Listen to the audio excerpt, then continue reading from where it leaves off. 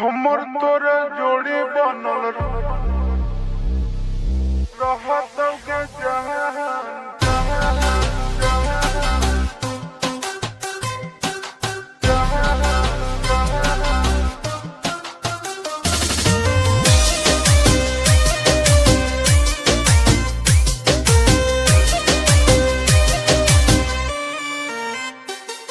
सावन का महीना है, मस्ती में जीना है। 4 चिलम गांजा रोज सुबह शाम पीना है। ये सोना सावन का महीना है, मस्ती में जीना है। 4 चिलम गांजा रोज सुबह शाम पीना है। सुनो मैं तो भोला भोला रोज सुबह शाम जी। हमर तोरा जोड़ी बनल रहत के जहान अच्छा योगी भांग करे भोला जी के दान साचो। हमर तोरा जोड़ी बनल रहत के जहान गाना योगी भांग करे भोला जी के दान। जाओ भोले बाबा।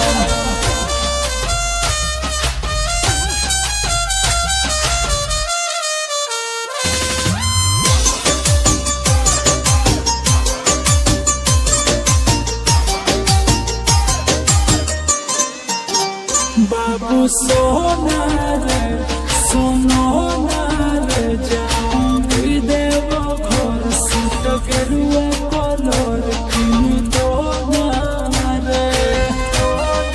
ए बाबू सुनना जन कहदिल सोला सुमारी गे मम्मी हो बाबा से हमर प्यारी गे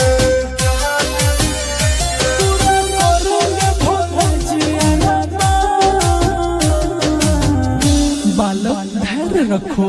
हमर तोरा जोड़ी बनल रहत के जहान गाना योगी भांग करे भोला जी के दान।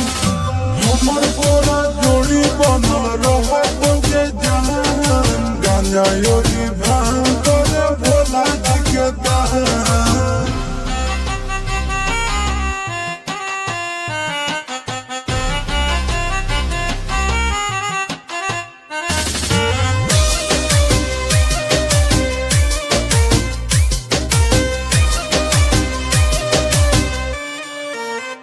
ओ दीवाना रे देवघर जाना रे। चूड़ी शंखा बोला जिसमें लिखा बोला लेके आना रे। ए बाबू घर ले पैया के हम गाड़ी गे साचो। जी बाबा के दुआरी गे ये हो चिंटुआ से बाबा के धो ध्यान। हमर तोरा जोड़ी बनल रहत के जहान गाना योगी भांग करे भोला जी के दान।